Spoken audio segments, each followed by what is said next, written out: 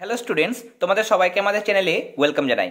আগের ক্লাসে আমরা তোমাদের ক্লাস 7-এর পরিবেশ ও বিজ্ঞান থেকে প্রথম চ্যাপ্টার অর্থাৎ তাপ, তার থেকে আমরা বেশ কিছু কনসেপ্ট আমরা আলোচনা করে নিয়েছিলাম। তোমাদের ফার্স্ট সামেটিভ পরীক্ষায় যে সমস্ত প্রশ্নগুলো এই চ্যাপ্টার থেকে আসতে পারে সেগুলো আমরা নোটসের আকারে প্রোভাইড করেছিলাম।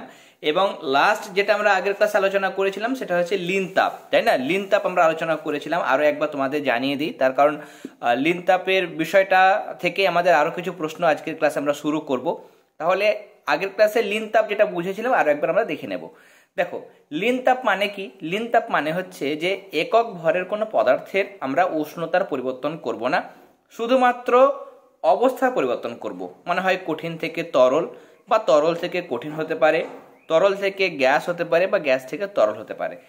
এবার সেক্ষেত্রে উষ্ণতার কোনো পরিবর্তন হবে না। তাহলে সেক্ষেত্রে শুধু অবস্থার পরিবর্তন করতে গেলে কোনো পদার্থকে যে পরিমাণ তাপ বাইরে থেকে দিতে হয়, বা ওই পদার্থটি যতটা পরিমাণ তাপ নিষ্কাশন করে বা ছেড়ে দেয় বা বর্জন করে, সেই পরিমাণ তাপকেই ওই পদার্থের ওই অবস্থা পরিবর্তনের লিন তাপ বলে।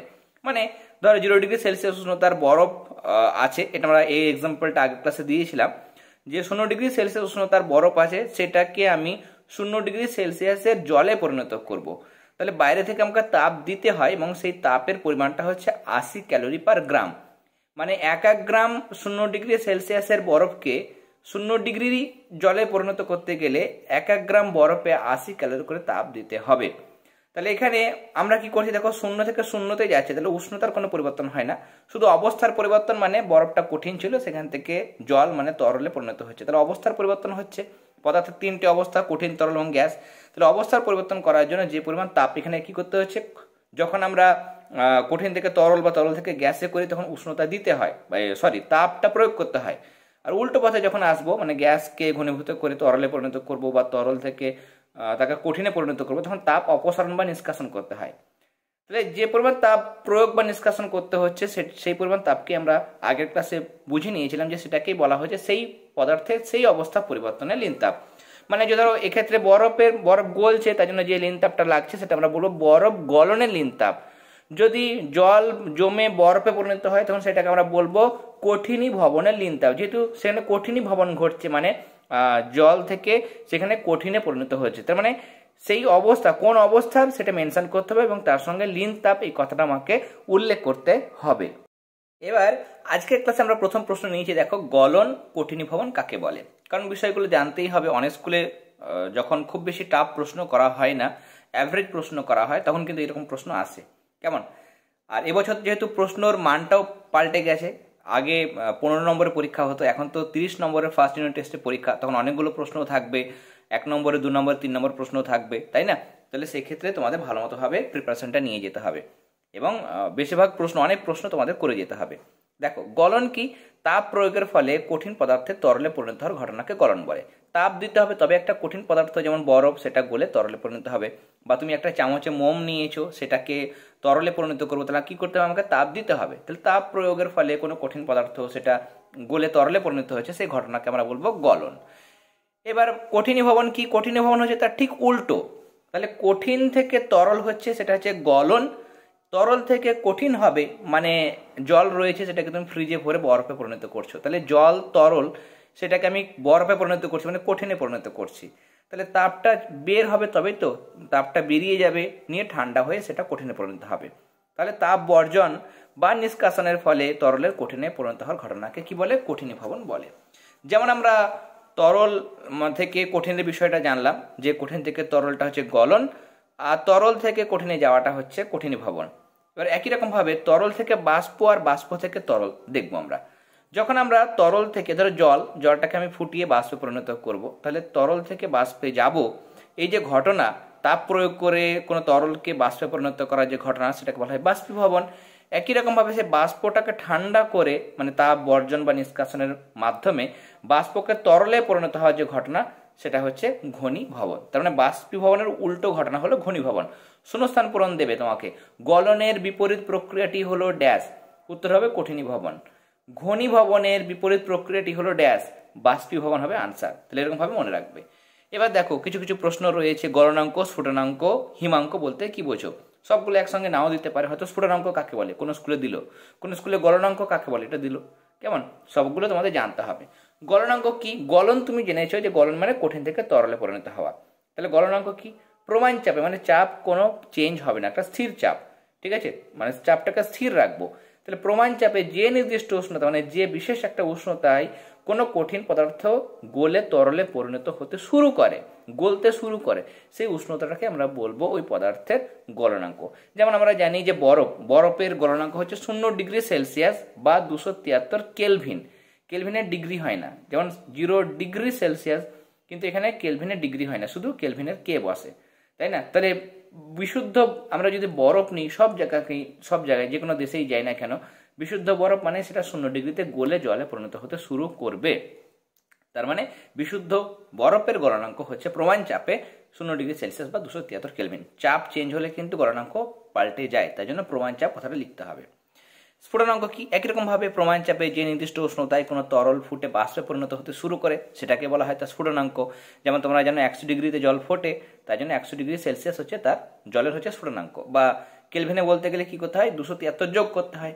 তাহলে 100 আর 273 যোগ করবে, হয়ে যাবে 373 কেলভিন। হিমাঙ্ক কি? হিম মানে তুমি জানো বরফ। তাহলে বরফ কি করে হয়? তরল থেকে কঠিনে জমে বরফ হয়। তাহলে প্রমাণ চাপে যে নির্দিষ্ট উষ্ণতায় কোনো তরল পদার্থ জমে কঠিনে পরিণত হতে শুরু করে, সেই বিশেষ যে উষ্ণতা, সেই উষ্ণতাকে আমরা কি বলবো? হিমাঙ্ক বলবো। 0°তে বরফ গলে জল হয়, একরকমভাবে 0° থেকে জল তাপ বর্জন করে 0°C উষ্ণতার বরফে পরিণত হয়। তাহলে বরফের জলের যেমন হিমাঙ্ক বলবো, জল কততে বরফে পরিণত হয় না, তো 0°C বা 273 কেলভিন। যদি বলে বরফের গলনাঙ্ক কত, তখনও কিন্তু 0°C বা 273 কেলভিন। উষ্ণতা একই, কিন্তু সেখানে কিন্তু তাপের পার্থক্য থাকে। এগুলো যত ক্লাস যাবে আমরা সমস্ত কনফিউশন তোমাদের দূর করে দেবো। দেখবে সব যখন চ্যাপ্টারটা কমপ্লিট হয়ে যাবে, সব জিনিসগুলো একদম সহজ মনে হবে। আর প্রশ্নবিচিত্র আমরা পেয়ে গেছি, খুব শীঘ্রই 2-1 দিনের মধ্যে কিন্তু ক্লাসগুলো শুরু করব। দেখো, বরফ গলনের লিনতাপ 80 ক্যালোরি পার গ্রাম, এর অর্থ কি? দারুণ ইম্পর্টেন্ট কোশ্চেন। যারা ক্লাসগুলো দেখছো, আজকের ক্লাসটা এখন দেখছো, তাদের মধ্যে দেখবে ম্যাক্সিমাম 70% বা 80% স্কুলে এই প্রশ্নটা দেবেই দেবে। কেমন, এটা হোক বা তার ঠিক পরের যে প্রশ্ন আছে সেটার মধ্যে একটা প্রশ্ন অবশ্যই দেবে। বা লিনতাপ কাকে বলে, এই তিনটে জিনিস, লিনতাপ কাকে বলে, এই প্রশ্নটা আর তার পরের প্রশ্নটার মধ্যে একটা প্রশ্ন অবশ্যই তোমরা ফার্স্ট ইউনিট টেস্টের মধ্যে পাবে। ম্যাক্সিমাম স্কুলে প্রশ্নটা দেবে। তাহলে বরফ গলনের লিনতাপ 80 ক্যালোরি পার গ্রাম বলতে কি বোঝায়? আমরা একটু আগে দেখলাম যে লিনতাপ মানে হচ্ছে যে উষ্ণতা পরিবর্তন না ঘটে শুধু অবস্থার পরিবর্তন ঘটবো। তাহলে শুধু যদি গলনের লিনতাপ বলি মানে কি? কঠিন থেকে তরলে পরিণত হবে, তাহলে অবস্থার পরিবর্তন হবে কিন্তু উষ্ণতা পাল্টাবে না। তাতে যে তাপ লাগে সেটা হচ্ছে গলনের লিনতাপ, যেহেতু গলতে গেলে তাপ দিতে হবে। তাহলে এই জিনিসটা ভেবে আমরা উত্তরটা লিখবো যে বরফ গলনের লিনতাপ 80 ক্যালোরি পার গ্রাম বলতে বোঝায় যে 0°C উষ্ণতার 1 গ্রাম বিশুদ্ধ বরফ 0°C হবে, 1 গ্রাম জলে পরিণত হবে। কেন? যেহেতু লিনতাপে উষ্ণতা পাল্টায় না, তাহলে 0°C বরফ ছিল, সেটা 0°C উষ্ণতার 1 গ্রাম জলেই পরিণত হবে। সেখানে বাইরে থেকে 80 ক্যালোরি করে তাপ সে গ্রহণ করবে, বরফটা গ্রহণ করবে, তবেই সে গলবে, তাই না? বরফটা নেবে, তাহলে আমরা কি করবো? বাইরে থেকে তাকে তাপ দেব, তাই না? তাহলে 1 গ্রাম আমরা যদি এখানে দেখি, ধরো 0°C রয়েছে, 1 গ্রাম আমার কি রয়েছে? বরফ। 1 গ্রাম বরফ রয়েছে 0°C, তাকে আমরা কিসে পরিণত করব? 1 গ্রাম জলে পরিণত করব, সেটাও 0°C। তাহলে আমাকে কি করতে হবে? এখানে 80 ক্যালোরি করে তাপ কিন্তু আমাকে এখানে প্রয়োগ করতে হবে। এরপরে একই রকম ভাবে প্রশ্ন হচ্ছে যে জলের বাষ্পীভবনের লিনতাপ 537 ক্যালোরি পার গ্রাম বলতে কি বোঝায়? জলের বাষ্পীভবনের লিনতাপ 537 ক্যালোরি পার গ্রাম বলতে বোঝাচ্ছে যে 100°C উষ্ণতার 1 গ্রাম বিশুদ্ধ জল 100°C উষ্ণতার 1 গ্রাম বাষ্পে পরিণত হতে বাইরে থেকে 537 ক্যালোরি তাপ গ্রহণ করে। মানে আমি 1 গ্রাম এখানে জল নিয়েছি, 1 গ্রাম জল, সেখান থেকে আমি কিসে পরিণত করব? 1 গ্রাম আমি বাষ্পতে পরিণত করব, 1 গ্রাম বাষ্পে পরিণত করব। এটাও 100°C আর এটা 100°C, দুটোর উষ্ণতা একই, কিন্তু 1 গ্রাম জলকে 1 গ্রাম বাষ্পে পরিণত করতে গেলে 100°ই বাষ্পে পরিণত করতে গেলে 537 ক্যালোরি তাপ লাগে। 537 ক্যালোরি, 1 গ্রামে এত, যদি কেউ বলে 10 গ্রাম, তার 10 দিয়ে গুণ হবে, তাই না? 1 গ্রামে 537 ক্যালোরি করে তাপ আমি দেবো, তবেই 100°C ফুটন্ত জলটা 100°C বাষ্পে পরিণত হবে। ওকে, এরপরে নেক্সট একটা কোশ্চেন, অনেক স্কুলে দেয়, জেলা স্কুলগুলোতে এই প্রশ্নগুলো দেয়, অনেক ভালো ভালো স্কুলে কিন্তু এই প্রশ্নটা দিয়ে থাকে। প্রশ্নবিচিত্রা তো তোমরা পাবে। কেমন? 0°C উষ্ণতার জল ও 0°C উষ্ণতার বরফের মধ্যে কোনটি বেশি ঠান্ডা? এটা একটা প্রশ্ন। তারপরের প্রশ্নটা বেশি ইম্পর্টেন্ট। দেখো, 0°C উষ্ণতার 1 গ্রাম বরফে 0°C উষ্ণতার 1 গ্রাম জলের থেকে 80 ক্যালোরি তাপ কম থাকে। বরফে তাপটা কি হয়? কম থাকে। দেখো এখানে আমরা দেখছিলাম, এই যে বরফে যা তাপ থাকে জলে 80 ক্যালোরি তাপ যোগ হয়ে গেল, নিয়ে তো জল পরিণত হলো। মানে এখানে তাপটা কার মধ্যে বেশি আছে? জলে বেশি আছে। বরফটাকে 80 ক্যালোরি করে তাপ দেবো, 1 গ্রাম বরফকে 80 ক্যালোরি তাপ দেবো, তবে জলে পরিণত হবে। তাহলে জলের মধ্যে তাপ বেশি আছে, তার জন্য একটু গরম তুলনামূলক, আর এটা বেশি ঠান্ডা, তাই না? তাহলে এখানে আমরা লিখবো যে 0°C উষ্ণতার 1 গ্রাম বরফে 0°C উষ্ণতার 1 গ্রাম জলের থেকে 80 ক্যালোরি তাপ কম আছে। বরফে তাপ কম আছে, আর ঘুরিয়ে বললে জলে তাপ বেশি আছে, 80 ক্যালোরি করে তাপ বেশি আছে। তাই 0°C উষ্ণতার বরফ 0°C উষ্ণতার জলের থেকে বেশি ঠান্ডা। একরকমভাবে প্রশ্ন যে 100°C উষ্ণতার ফুটন্ত জল আর 100°C উষ্ণতার স্টিমের মধ্যে কোনটিতে বেশি হাত পড়বে? উত্তর হচ্ছে জলের বাষ্পীভবনের লিনটা আমরা এখনই দেখলাম যে 537 ক্যালোরি পার গ্রাম।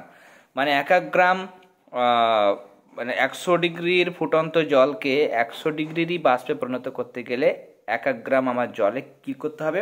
537 ক্যালোরি করে তাপ দিতে হবে, তবেই 100 ডিগ্রির জলটা 100 ডিগ্রির বাষ্পে পরিণত হবে। তাহলে 100 ডিগ্রির বাষ্পের মধ্যে 1 গ্রাম বাষ্পের মধ্যে কি আছে?